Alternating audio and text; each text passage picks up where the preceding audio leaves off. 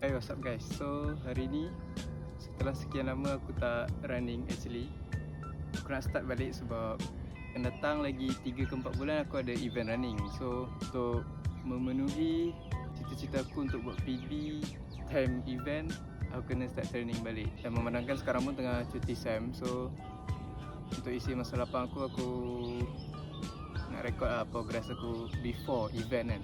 Cuba try konsisten seminggu dulu, tengok okey ke tak. Kalau rajin aku teruskan, kalau tak sampai sini je video.